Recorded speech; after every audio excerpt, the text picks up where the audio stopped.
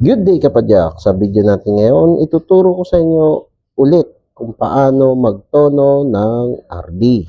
Pero imbis na Shimano, sa L2 tayo. O tara! Kung bago ka lang sa channel ko, huwag kalimutan mag-subscribe at i-click yung bell icon para notified ka sa mga future videos ko. Di ba like na rin? Okay, so ito na yung video na inaabangan ng lahat na nagre-request sa akin kung paano daw magtono ng L2. Kahit anong L2, basta L2 daw. Ang hirap daw kasi timplahin, mahirap daw itono. Parehas lang, hindi ko lang alam kung bakit, baka nalilito lang. Pero, ito na nga yung video na para sa inyo kung nahihirapan din kayo magtono ng L2. Okay, so simulan na natin. Dalawa lang yung tools na kailangan mo dito sa L2. Isang Phillips, saka isang 5mm Allen key o Allen wrench. Para yan dito sa pinch bolt ng RD. Okay, so unahin muna natin yung shifter. So kung nakikita nyo to, yung barrel adjuster, yung parang silver na yan, masyadong nakalitaw. So ang gagawin mo lang, ibabaon mo lang, ipapasok mo. So para pumasok yan, iikot mo lang itong barrel adjuster ng clockwise. Yan, pag ganyan. Ikot mo lang hanggang bumaon yan, hanggang pumasok.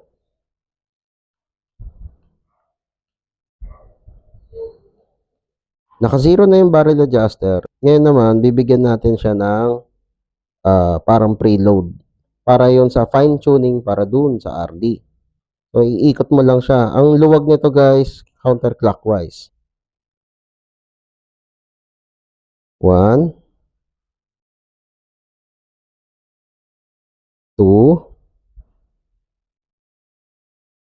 3. Yan. So tatlong ikot lang, pwede na yan. Okay, so tip guys, para naman ito sa nag-upgrade ng L2. Kung galing ka sa mga tourney, sa Acera, yung mga ganon, minsan yung routing ng cable, dyan nagkakaproblema yan. So itong housing niya, masyadong mahaba. Kasi ito yung sukat na para dun sa Shimano. Puputulan mo lang. Kasi hindi dapat yan naka-arco. Dapat diretso lang yan ganyan. Okay, so gawin natin. Putulan natin. Mula dito hanggang ganyan. Okay na yan. Yun, no?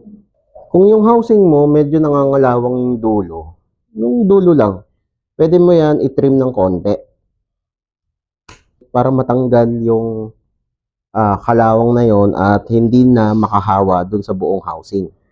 I-trim mo lang.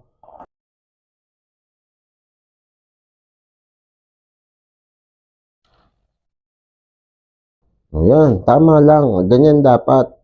Saktong arko lang, hindi yung katulad kaninang nakaganon. Huwag nyo masyadong iksian, yung masyadong nakadiretsong ganon. Huwag yun, mas lalong mahihirapan yung shifter cable. Yung ganito lang, yung tamang arko lang. Ipindot-pindutin mo lang yung shifter, laro-laruin mo lang.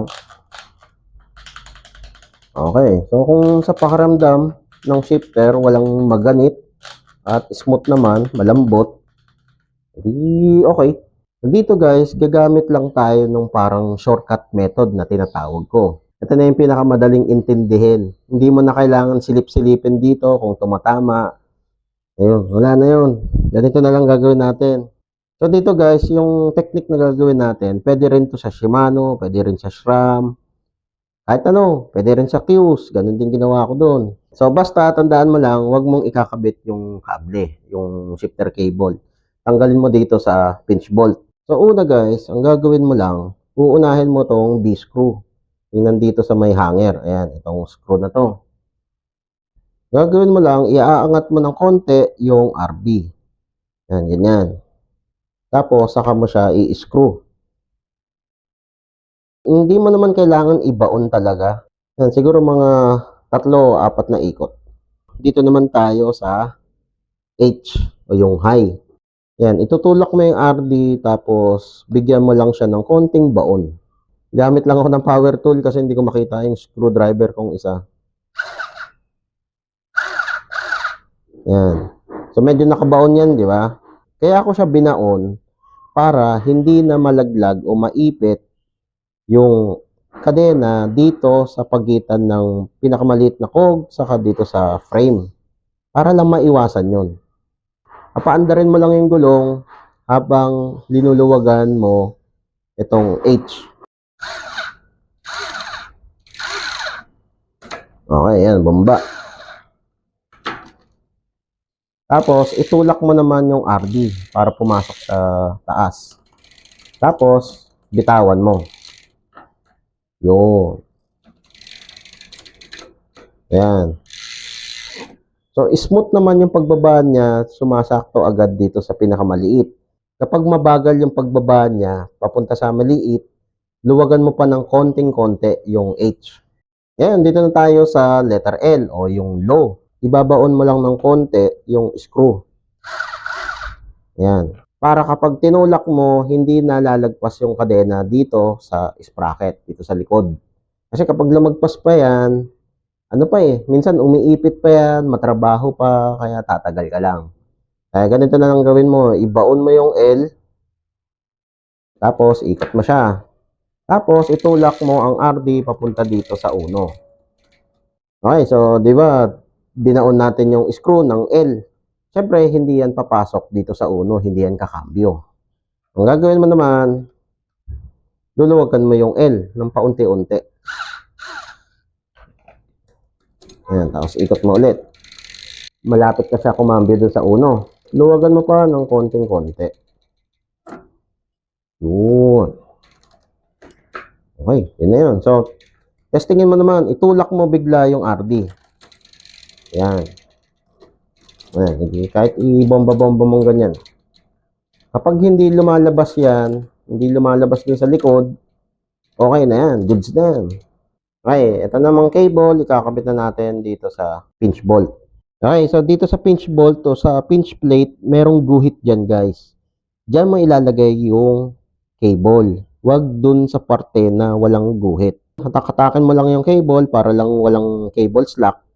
Tapos, habang hinahatak mo pababa, higpitan mo na yung pinch bolt.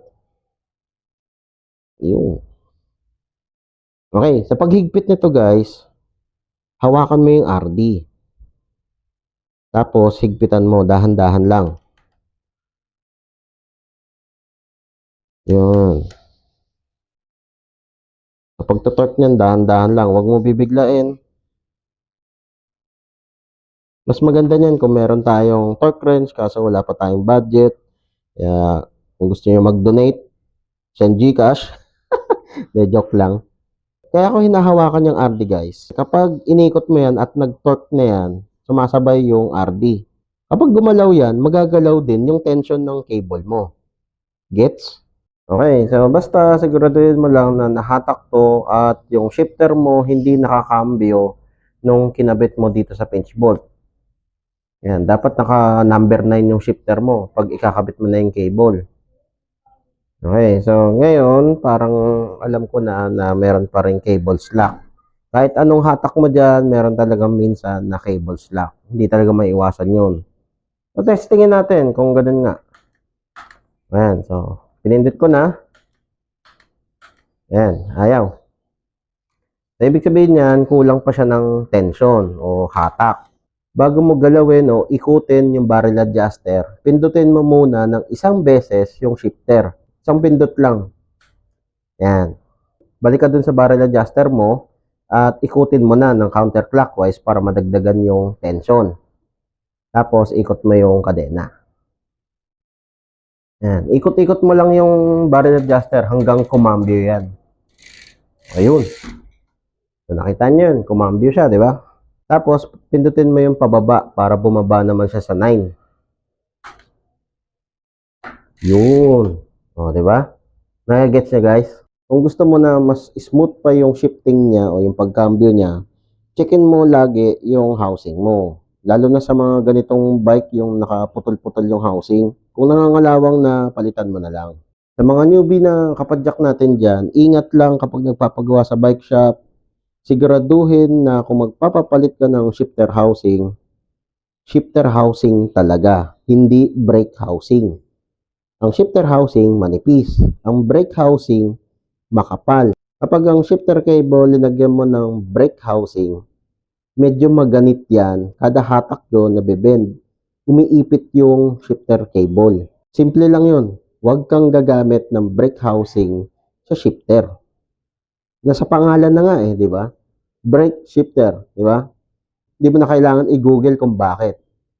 Pag shifter cable, shifter housing. Kung brake housing, brake cable. Gets? Okay, so meron tayong sobrang cable dito. Kung wala kang cable end katulad nito, yung linalagay dito sa dulo, kung wala ka niyan, huwag mong puputulin itong shifter cable.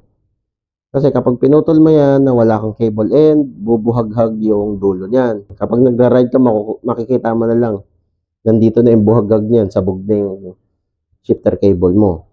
Kung wala kang cable end, ang gawin mo na lang, bilugin mo ang cable. Yan, pasok dito, ikot, pasok dito, ikot, hanggang lumiit. Yun na yun. Malinis yan, saka protektado yung cable mo. Walang bubuhaghag. Hindi masisira yung kable, yung cable. Kung meron ka namang cable end, edi putulin mo na. Yan. Tapos, pasok mo lang to. Siguraduhin mo lang yung dulo nito, hindi nakabuhaghag.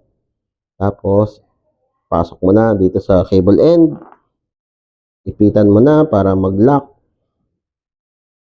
Yun. Yun na. O, di ba? Mas malinis yan.